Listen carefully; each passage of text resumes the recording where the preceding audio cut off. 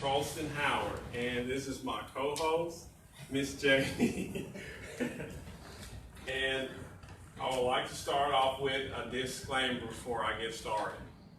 And I give you some background on who I am. A disclaimer. Vitamin Health Awareness website content is for informational purposes only and is not meant to replace the guidance of your licensed health care practitioner. Statements on this website have not been evaluated by the Food and Drug Administration.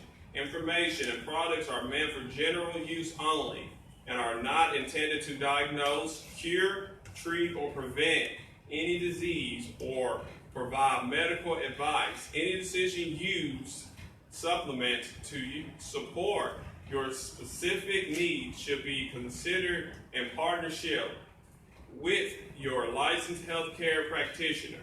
Any questions you may have concerning your use of drugs, medications, or supplements should be directed to your healthcare provider. Vitamin Health Awareness customer service representative are not qualified to answer any medical questions and will refer you to a medical professional. I'm gonna give you some background on me. I'm a minister and also a researcher. I've been researching for a couple of years. I've been a minister for like a decade. And what got me involved in doing the vitamin health awareness was when I got really sick. I got real ill sick to the point I couldn't work or do my job. Then I went to the doctor. After I went to the doctor, they told me I got tested for MRI. They did a brain scan. They checked my heart. Then I went to a nose doctor for one doctor said she wanted to remove my utensils. I said, I don't like the way that sounds, so I'm gonna get a second opinion. So I went to the second nose specialist. He tested me for all allergies. And also, it came back positive. And I asked him, how can I have all allergies and I never had it before? He said, some people get it at a later age. Then after that, I said, I pray to God, and I said, I'm gonna do some research and see if I can come up with something that's natural. Man or herb, something that's natural that can help me. Then I took flaxseed oil, took 2 capsules, like the bottle requires you to take 2 capsules a day for 2 weeks. And after 2 weeks, I started getting relief. Because before, say for instance, if I was cutting the yard, I'd swell up to the point it was hard for me to taste my food or I couldn't breathe. And when I took the flaxseed oil, I didn't have those problems. I had more energy. And I would like to, what do you know about aspirin? Anybody know anything about aspirin? Does taking 1 aspirin a day keep a heart attack away? Does anybody know that? Does 1 aspirin a day keep a heart attack away? They say it's like a blood thinner, and that keeps it from like clogging up your, arteries and stuff. So that's what they say about that. What I know about aspirin. Well, let's find out. Should you take a daily aspirin? Talk with your doctor about whether daily aspirin therapy might help you prevent a heart attack.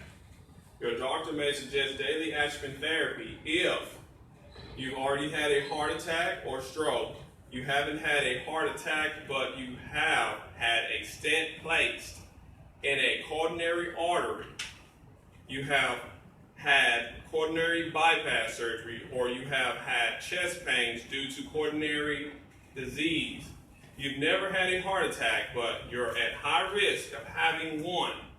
You have diabetes and at least one or another heart disease risk factor, such as smoking or high blood pressure, and you're a man older than 50 or a woman older than 60. The use of aspirin to prevent heart attacks in people with diabetes, but no other risk factor, is controversial. The U.S. Preventive Service Task Force recommends daily aspirin therapy if you're age 50 to 59. You're not increased bleeding risk, and you have increase of heart attack or stroke of 10% or greater over the next 10 years.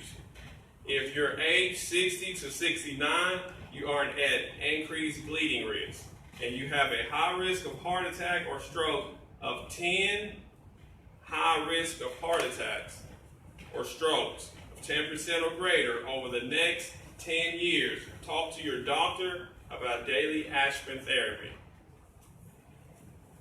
And let's find out some more information.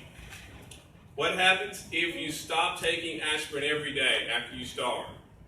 You might be surprised to learn that stopping daily aspirin therapy can have a rebound effect that may increase your risk of heart attack.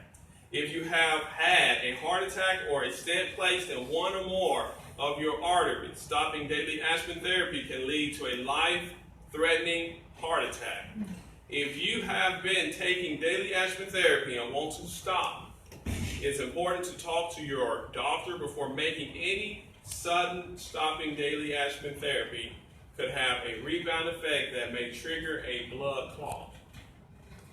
And I would like to see if Miss Jamie would like to add anything to the aspirin. Hi, how are you guys? Good afternoon to you. First of all, my name is Jamie Pearsall, and I am a manager at GC on Riverdale in Winchester. What I would add to him saying, giving you the benefits of actually taking an aspirin. Aspirin can more mildly be used to treat fever, headache, inflammation, things like that on a more milder scale. In addition to that, it does have side effects. Of course, naturally with anything that you are consuming, you do have to make sure it's possible to have an allergy to aspirin that could have you to break out in a rash or what have you. Some people can't take aspirin because it thins their blood out too much. So that can cause other complications, of course. So that's just a few things to add to it. He did a very good job. Thank you. Thank you for that. And I want y'all to pay attention to this video. This is going to go even more in depth about aspirin. Classic clothing for the shorter man. PeterManningNYC.com. Salicylic acid is one of the most famous compounds in modern medicine. It's claimed to treat pain and inflammation and fever and may even prevent heart attacks. But is the drug known as aspirin really the wonder drug we were promised?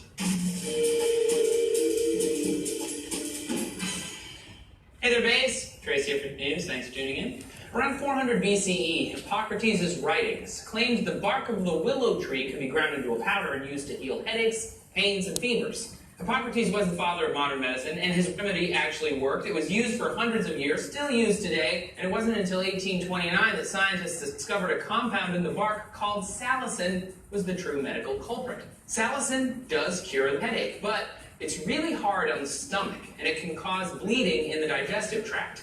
Not a great trade-off. Allegedly, a French chemist found when mixed with sodium and acetyl chloride, the resulting acetylsalicylic acid was soft on the tummy and it fixed the swelling.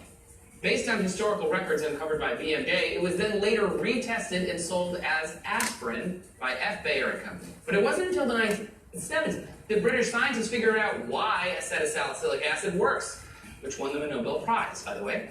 Acetylsalicylic acid is a simple compound, C9H8O4. It reduces pain by messing with the body's production of prostaglandins, a hormone-like lipid compound formed by enzymes in the body. Pain is a pretty confounding thing for scientists because it's so subjective. But physically, when damaged, tissues release chemicals like prostaglandins, which tell your brain to trigger. So, when you take acetylsalicylic acid, let's just call it ASA from now on, it binds with the enzyme COX-2. Without the COX-2, the production of the prostaglandin drops, and boom, no more headaches or inflammation-based aches and pains. The problem is, prostaglandin doesn't just do one thing, it has a number of other uses in the body. An enzyme called COX-1 also binds with ASA, and COX-1 has the rather important job of keeping your stomach lining thick. I don't know about you, but I'd rather my stomach acid didn't eat me and just digested my lunch. Prostaglandins also affect how well platelets initiate blood clotting, And ASA somehow has an effect on the hypothalamus region of the brain, responsible for controlling body temperature, which is how it brings down a fever. So after all of this, it makes a lot more sense how ASA can help with things like heart attacks. If blood platelets don't clot as well, they don't cause as many blockages. When the body's fever is reduced, we feel less sick, and of course, moving joints around is kind of the best thing.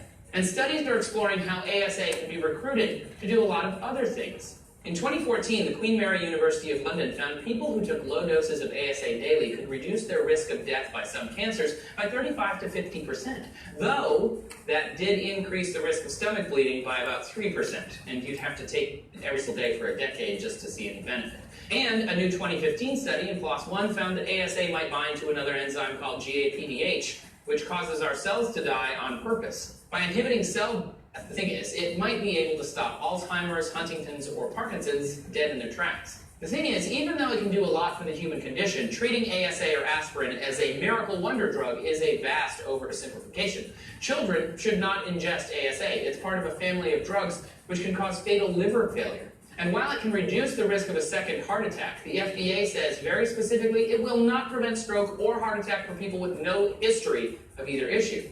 And for those required to take aspirin daily, safety-coated or enteric aspirin is coated to keep the ASA from releasing into your stomach and thinning the lining, but not a solution, really, in that the coating releases the drug further in your digestive tract, potentially causing bleeding in small intestine, and then in the stomach once the ASA gets into your bloodstream. There's no escaping science. In the end, this willow bark derivative sure is amazing, hat tip Hippocrates, but it ain't magic. For some people, though, aspirin every day is recommended by their doctor, and the best way to remember to take it is just add it to your daily routine, just like a good shave. Finding the perfect gift from Harry's couldn't be easier.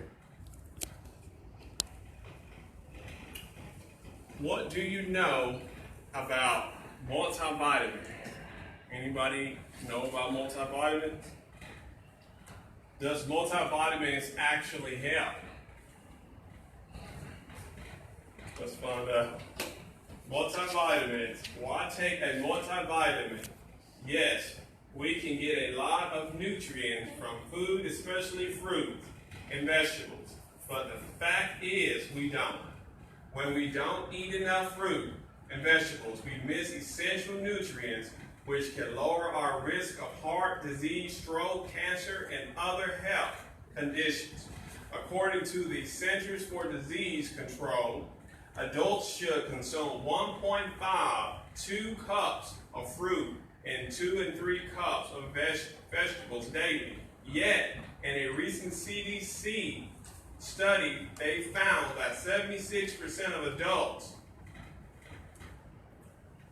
don't eat enough fruit, and 87% of adults don't eat enough veggies. So how to get your nutrients? A multivitamin is like an insurance policy, a daily guarantee to ensure your body gets the vitamins and minerals it needs. It can make up for the shortfall that happens when you don't get what you need through food. And I'm going to write this picture down right here.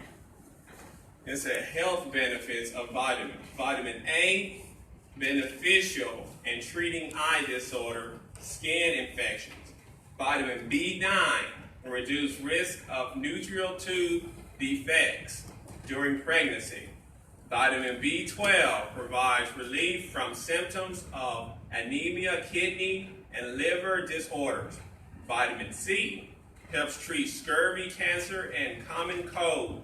Vitamin D aids in treating arthritis, tooth decay, diabetes, and rickets. Vitamin E improves blood circulation and slows down aging process.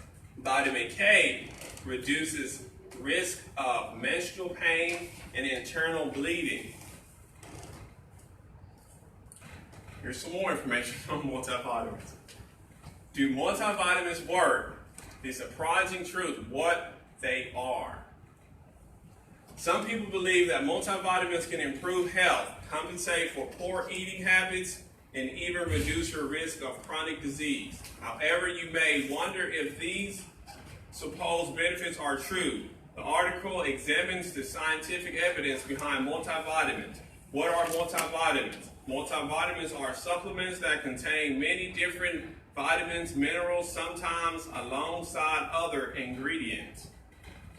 As there's no standard for what constitutes a multivitamin, their nutrient composition varies by brand and product. Multivitamins are also called multiminerals, multiples, or simply vitamins. They're available in many forms, including tablets, capsules, chewable gummies, powders, and liquids.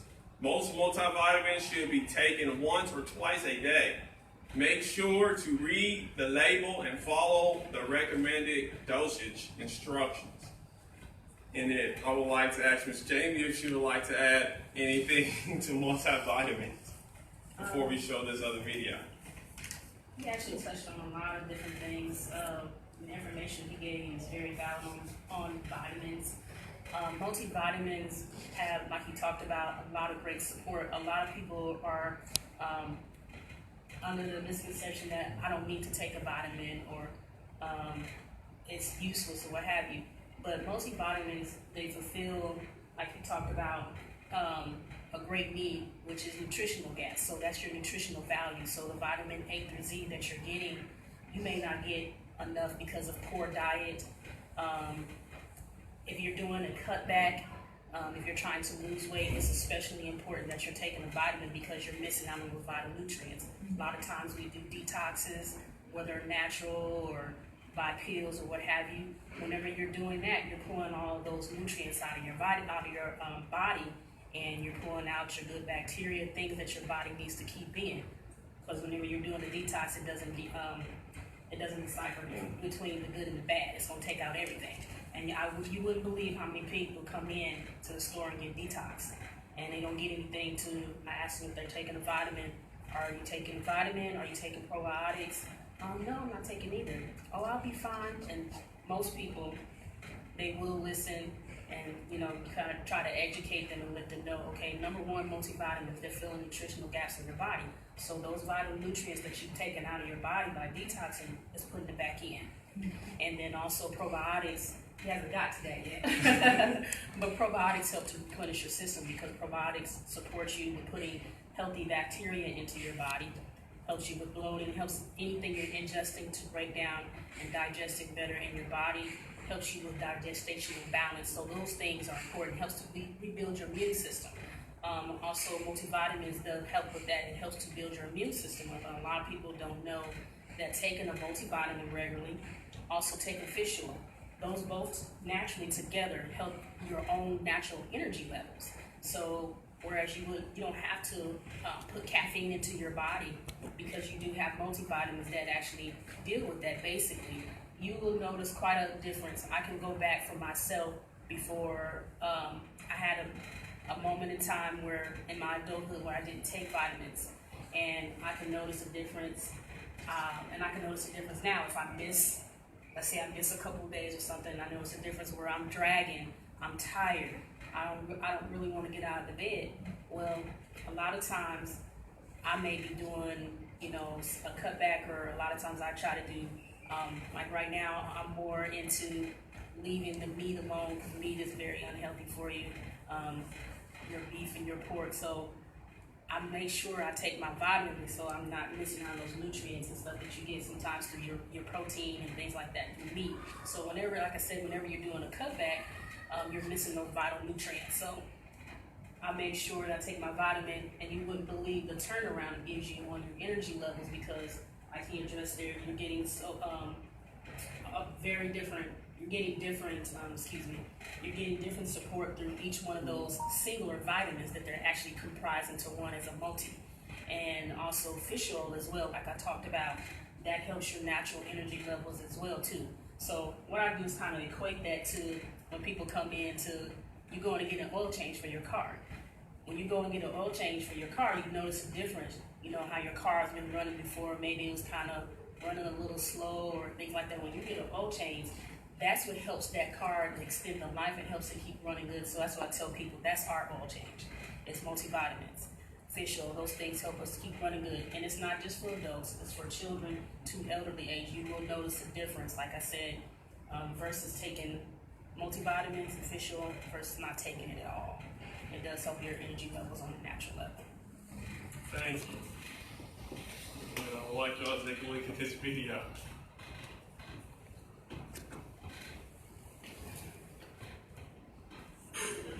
Millions of people in North America are regular vitamin users. The question is, what do you actually need? Daphne Steinberg is a registered dietitian at Sunnybrook Health Sciences Center and says the data is complicated. This isn't something that you really want to do on your own unless you have a lot of knowledge. If you're deficient in something, your doctor's going to let you know that, because hopefully they're monitoring for that and they know what your risks are. For most adults under 50, Steinberg says a balanced diet and not the vitamin aisle is the best place to start. Most vitamins and minerals are most easily absorbed through food. Getting your vitamins and minerals this way will also offer added benefits like fiber. So when do you need to take a supplement? Once you get to be over 50, then a standard multivitamin mineral supplement is recommended because you do have a little bit more difficulty absorbing some of the things from food. At younger ages, Steinberg says that standard multivitamins can play a role if you have gaps in your diet, but more definitely doesn't equal better. If you're not deficient in something, then there's really no reason to be taking excess amounts of things because there can be dangers associated with that.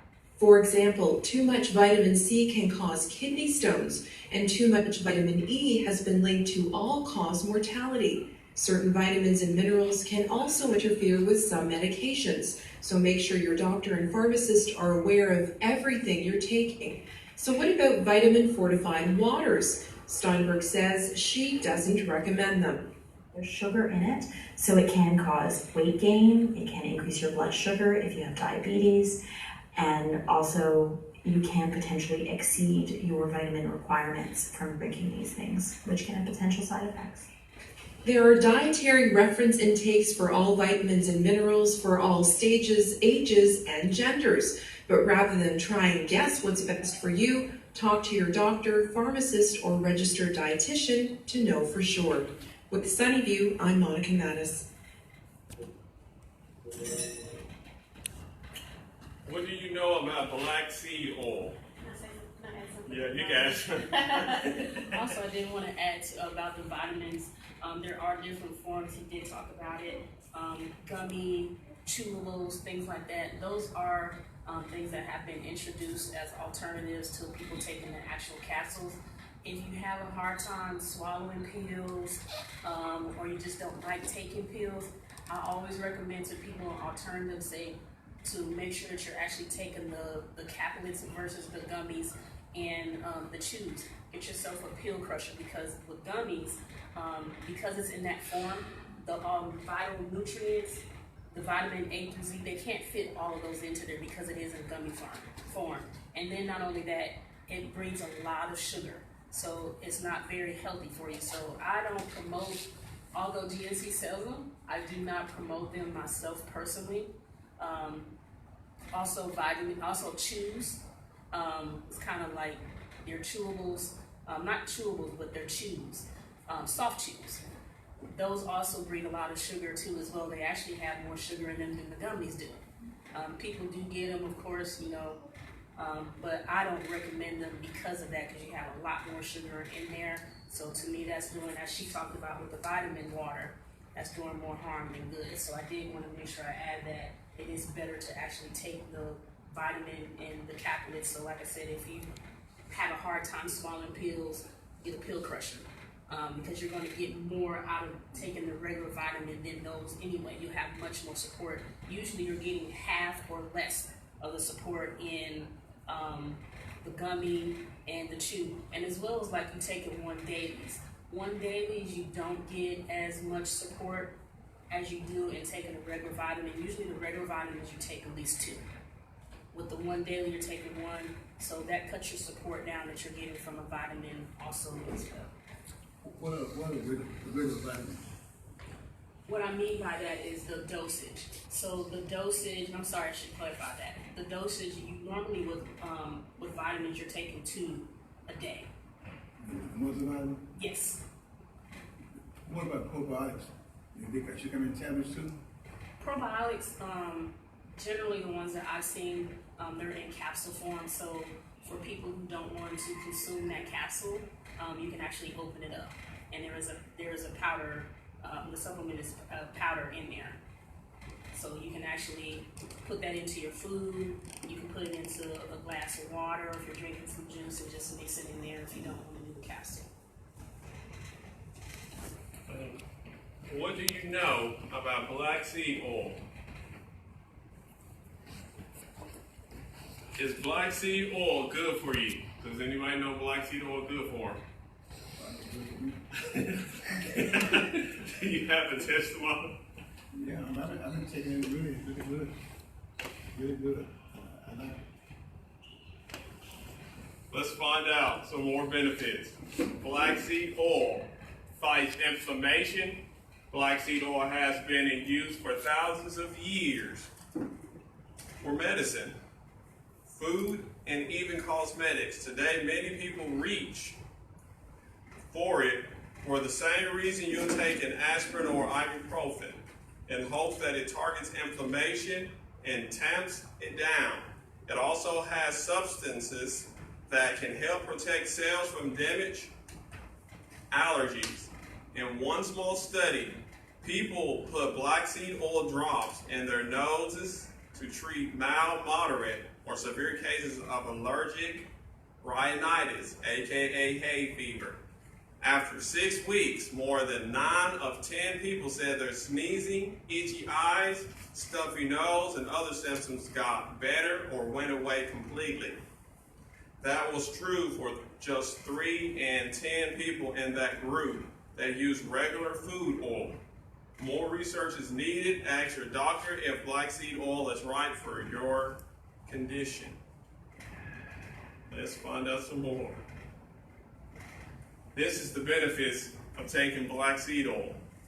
Acne. If Cleopatra had pimples, she probably dabbed on black seed oil to clear them up. For centuries, it's been used to treat rashes, psoriasis, and skin inflammation. Studies suggest that black seed oil may work just as well as benzol for acne. Cancer. Black seed oil is pressed from the seeds of a flowering shrub. The plant is packed with a compound which may have cancer-fighting powers in rats and shrink tumors and slow their growth, as well as protect the tissue from radiation damage, but we need more proof to know if it might help humans. Asthma. This is when your airways swell up and make it hard to breathe. One well-designed but small study found that black seed oil helped control asthma symptoms better than dummy treatments. Researchers think that someday the oil could be added to regular asthma therapy. And before I start this video, I would like to ask Ms. Jamie if she would like to add anything to the black seed oil also. First, I want to give a testimony concerning the black seed oil. As he said, black seed oil, I do take it on a regular basis. Prior, I have been taking it consistently for well over a year. I was taking it sporadically just because of the taste. I was like, oh man, this is gross. But when I found out I was taking it originally for overall health and wellness and the inflammation support that he talks about, because I've had knee and joint issues since I was a teen. So I found out along the way that it helps with allergy and sinus issues, in which I was dealing with. So I actually took an allergy pill, as well as I took nasal spray. So when I found that out, I was talking with a customer, and I said, you know what, he's absolutely right, because I remember the reaction, what I got when I first took it, because it draws all the mucus out of your body. That's how it helps you with allergies and sinus issues. So I remember that happening when I first was taking it. So I was so happy I took that, I threw that medicine away so quick because I'm more of a natural person personally. Nothing against Western medication because it does have its place. But there are natural supplements out there, and of course vitamins and minerals that can help sustain you. And you won't have to be on that medication because a lot of medication, it fixes one thing and it causes a reaction with a lot of other things. Gives you a lot of other complications. But that black seed oil, it is, like I said, it draws all the mucus out of your body, so it does help with allergy and sinus. It helps with a lot of other things, detoxification support. So if you have anything foreign in your body, we deal with a lot of food parasites because of the food that we're eating. It will help you to pass that. I've had so many testimonies from people coming in, clientele, and said it's helped me with this, from allergy and sinus issues to diabetes, because it does help to regulate you. So that's one thing that black seed oil does. It helps to regulate, period. High blood pressure. It helps reduce that pressure, and a lot of people have been able to come off of their medications.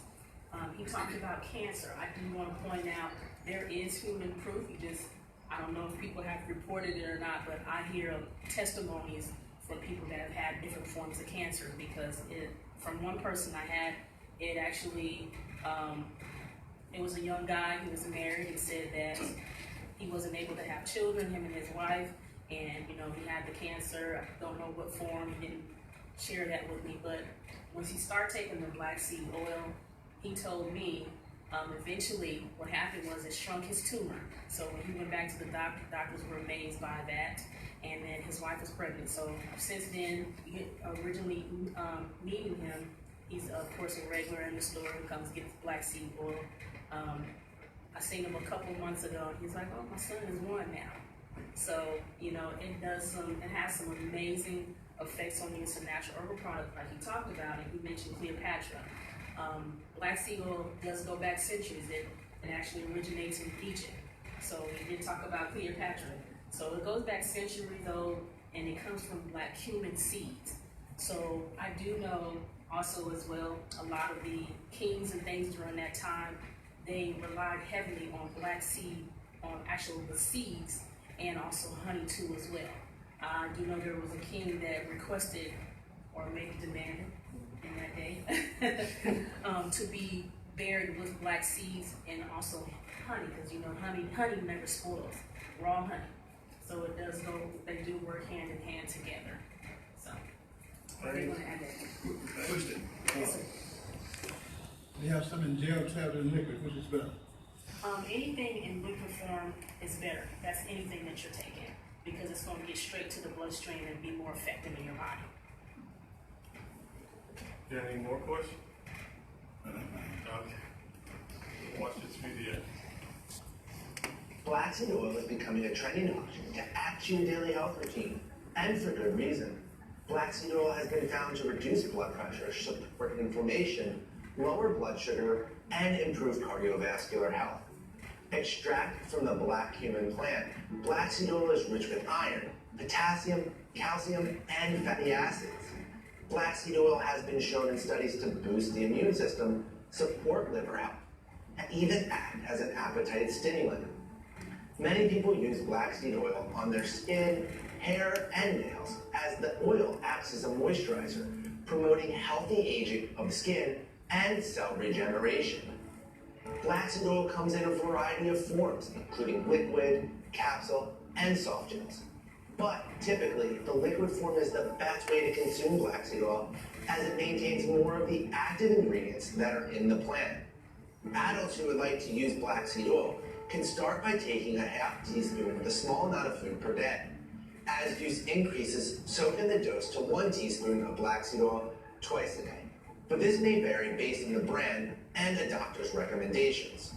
Flaxseed oil can be mixed with yogurt or added into soups, salads, or curries for an extra source of nutrition. If you're allergic to black caraway seeds or are on birth control, pregnant, or nursing, you should speak with a doctor before incorporating flaxseed oil into your routine. If you're looking for more information, click the link in it. What do you know about a water diet or fast? Same thing. Does it really help, or what do you think? You got me. Let's read and find out more. We'll zoom in so you can see the words. Yes. Water fasting is a type of fast where you cannot consume anything besides water. That's not always true. Most water fasts last between 24 to 72 hours. You should not follow a water fast for longer than this without medical supervision. Here are a few reasons why people try water fasting.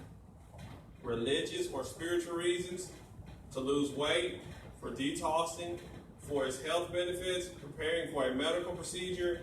The main reason why people try water fasting is for its health benefits. That's because several studies have linked water fasting with some impressive health benefits. This includes a lower risk of cancer, heart disease, diabetes. Water fasting may also promote autophagy, a process where your body breaks down and recycles old parts of your cells that may potentially be dangerous.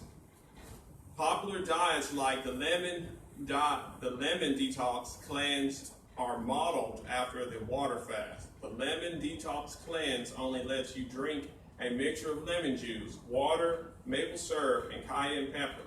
Several studies per day for up to 7 days.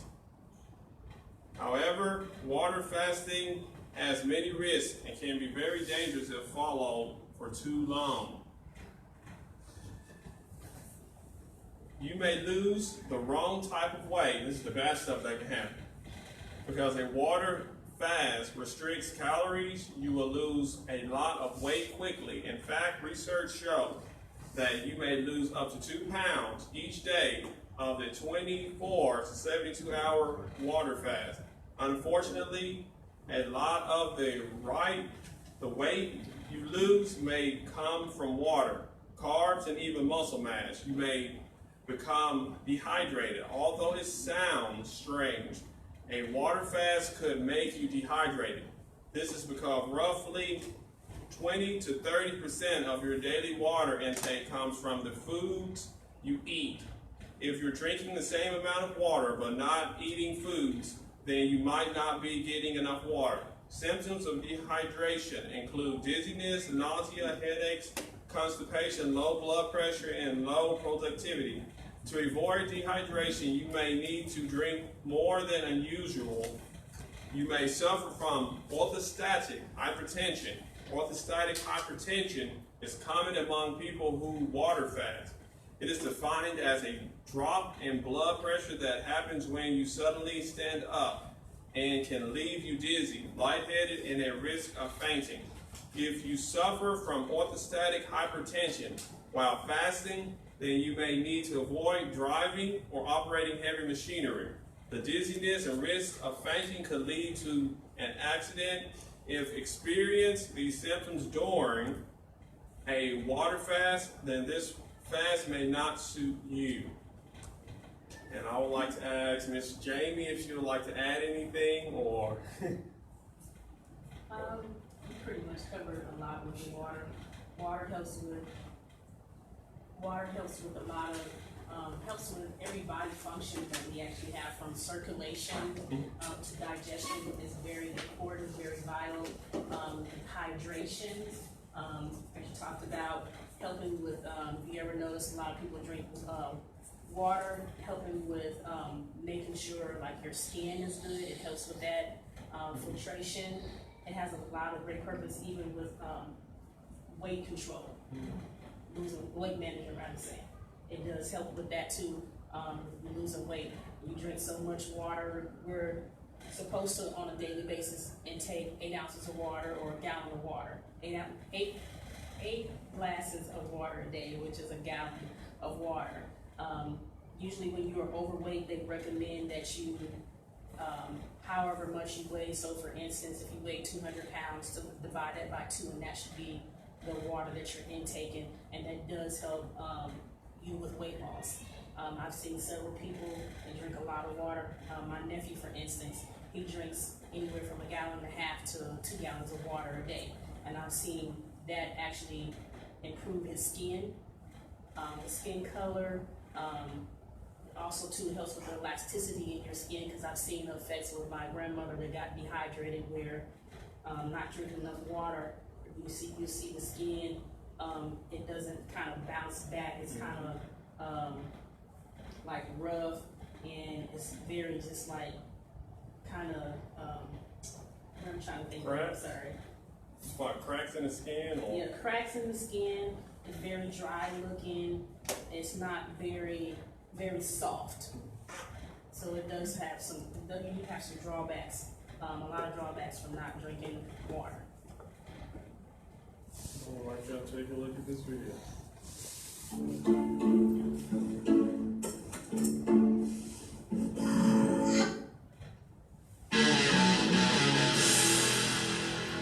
Not many fun things that happen when you replace all drinks with water. We all know what harmful drinks can cause. Obesity, heart problems, stomach pain, skin diseases, caries. Oh, this does sound so scary, so I don't want to continue it. But what if we completely replace all drinks with water? What would happen with our bodies then? Chris Bailey, a popular blogger and lecturer, carried out some month-long research about this topic. His conclusion is really impressive and surprising. We decided to summarize his research for you. Hold on tight. These facts might shock you. Number 9, you lose weight faster. Yeah, you do. No special diet is required. You replace all the drinks with water for 9 days. You'll lose the equal amount of calories as when jogging for 8 kilometers a day. Wow, this seems to be a great way to stay slim without much effort. I'm going to try it out. Are you?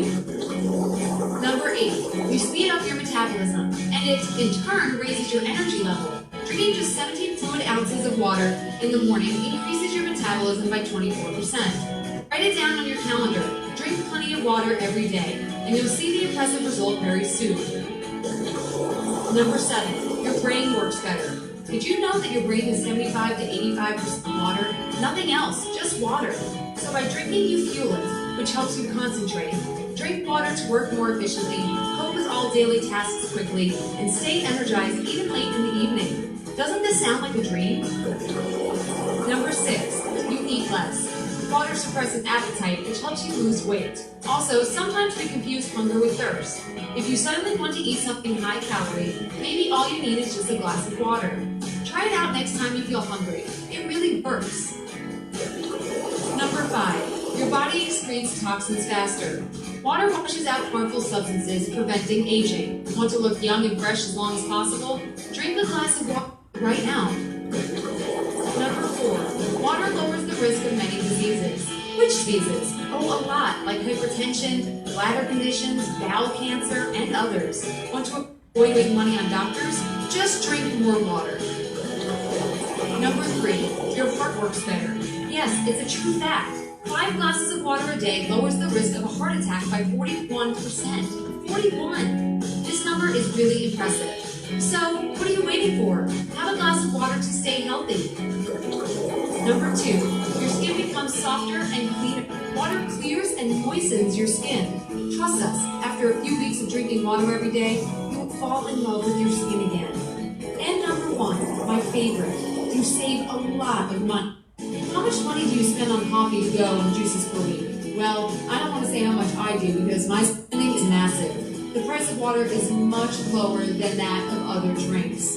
Think about it. So, have these amazing facts impressed you? If so, hit that thumbs up button. And if you're visiting... What is omega-3? What are the benefits of using omega-3? Let's find out. Omega-3 fatty acids are incredibly important. They have many powerful health benefits for your body and brain. In fact, few nutritions have been studied as thoroughly as omega-3 fatty acids. Here are 17 health benefits of omega-3 fatty acids that are supported by science. Now, all of them on here, just some of them. Omega-3 can fight depression and anxiety. Depression is one of the most common mental disorders in the world. Symptoms include sadness and a general loss of interest in life. Anxiety, also a common disorder, is characterized by constant worry and nervousness. Interestingly, studies indicate that people who consume omega-3 regularly are less likely to be depressed.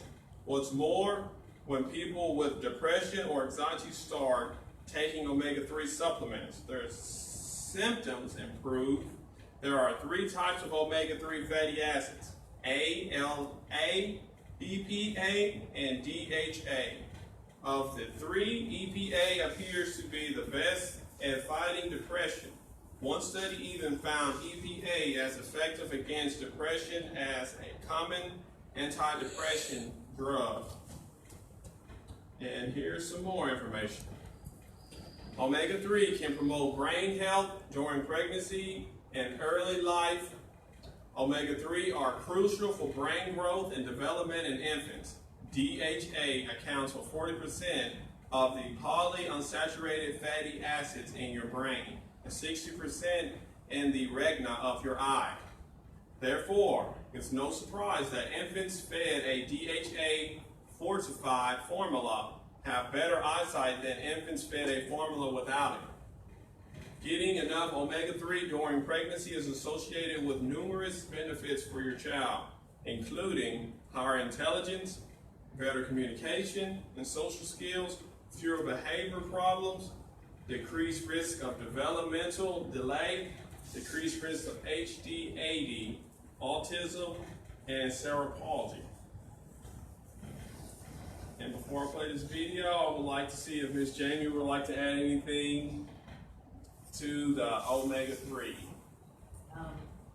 Again, it's as I spoke earlier and said, it has a lot of great benefit. We talked about a lot of the immune health. Also has heart support, so helping you with, cholesterol. You have high blood pressure. It does help, like I said, lower your cholesterol because it's a healthy fatty acid. Because, like you talked about, and then also too, I think one of the backdrops of flaxseed oil has a lot of healthy fatty acids in it too. So that also would help you with cholesterol too as well. It does have, like I said, the brain health, heart health. It has eye health. It also has joint support. Joint support is really big in all of us because we are moving, we are mobile every day.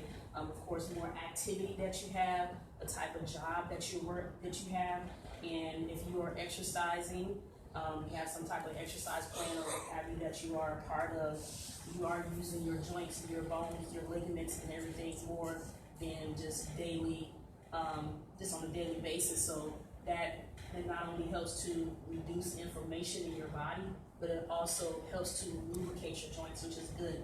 And you notice that creaking and things like that, your joints and stuff getting stiff. Fish oil will definitely help you with that. I'm real big on that. Fish oil is something that I also have taken because of joint issues as well. So it does have a lot of great support. You have in omega-3s, a lot of times you'll have the DHA that we talked about, and you have the EPA as well. So that gives you well-rounded support to help support you with your joints and stuff. And you'll notice a difference. I notice if I miss a dosage or things like that, it takes me a little bit, but I notice the creaking is a lot more than what it could be because it, like I said, it lubricates your joints. So it has a lot of great support. It is also tied to helping you digestively. Also tied, like I told you guys earlier, to your energy levels. And it also has, because it is water soluble, it has absorption support. So when you couple it with your multivitamins and other targeted support herbal products, what it does is it absorbs that pill, it absorbs your product, and it keeps it in your system for longer. So that actually helps you to get maximized benefits from your product. Thank you.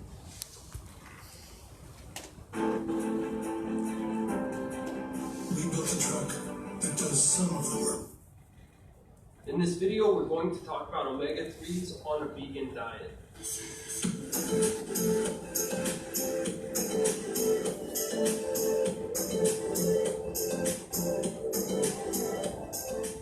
Hey everyone, welcome back to my channel, and if you're new here, I have a master's degree in nutrition and post weekly videos on plant-based nutrition, fitness, and vegan lifestyle tips. But if that's something you're into, definitely subscribe. Recently, I had the opportunity to interview Dr. Milton Mills, a medical doctor at the United Medical Center in Washington, D.C., and I asked him about his thoughts on omega-3s and whether you can get an adequate amount on a vegan diet. So let's cut over to the interview right now. Let me get your thoughts on omega-3s. That seems to be a really hot topic that if you go on a vegan or plant-based diet that you're not going to be able to get enough omega-3s. What are your thoughts on that? Oh my gosh, yeah, this is another thing that makes me want to jump off the phone. There are very good sources, plant sources of omega-3. Well, let me just kind of do a sort of a little vignette about so-called fish oil. Because all these companies are touting, oh, fish oils as the best source of omega-3s, right? Well, what they don't tell you is that those aren't really fish oils. They're oils that are made by plants, the algae in the ocean. And the only reason that they're in the fish is because, algae grow, little copepods and shrimp eat the algae, then a smaller fish comes along, eats the shrimp, stores those algae-derived oils in the body. The bigger fish comes along and eats the little fish, and so you get concentration of these plant fats in the fish. The fish didn't make them, the plant, the algae did. So they are plant-derived fats. And you can actually go online and find vegan sources of algae-derived omega-3 fatty acids. But there's omega-3 fats in walnuts, soybeans, green leafy vegetables, and legumes, and a whole host of plant foods.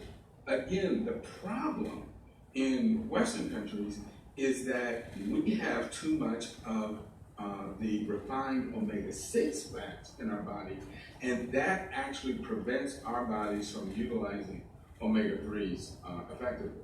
So the point is that there are excellent sources of omega-3s in plant foods, but you also need to limit the amount of added oils and refined oils in your body, because those are typically the omega-6 fatty acids, which tend to be pro-inflammatory, and you want to avoid that.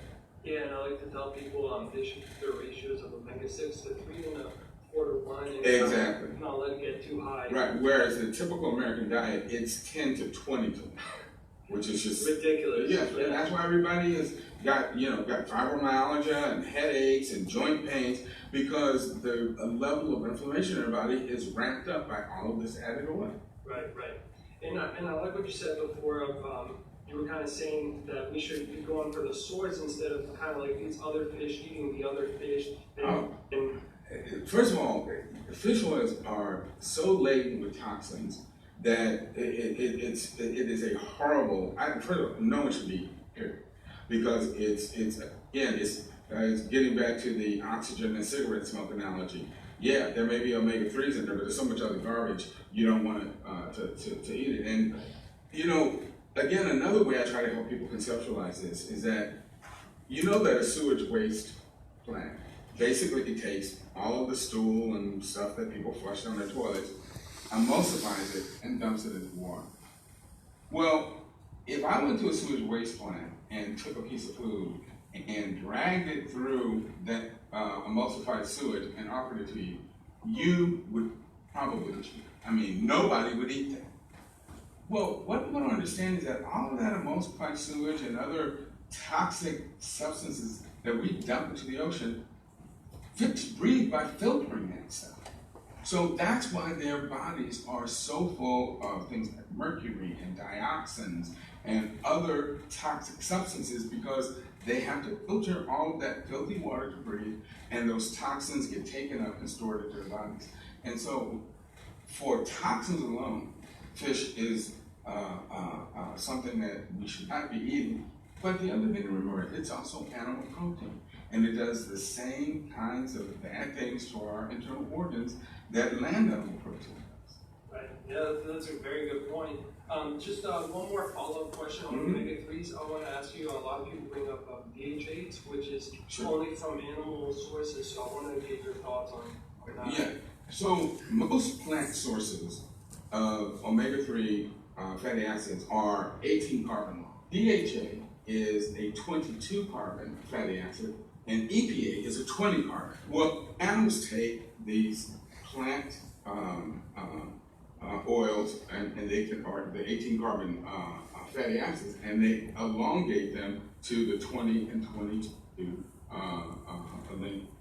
fatty acids. So our bodies will make enough of our own EPA and DHA if we are, one, getting a good source of omega-3s from plants, but most importantly, if we are not ingesting too much omega-6. Because it turns out that the rate-limiting enzyme in processing both omega-6 fatty acids and omega-3 fatty acids, it's the same enzyme. And so if you have an overwhelming amount of the omega-6, you essentially crowd out the omega-3, and your body doesn't have the opportunity to turn it into those long-chain omega-3 amino acids. And what is castor oil?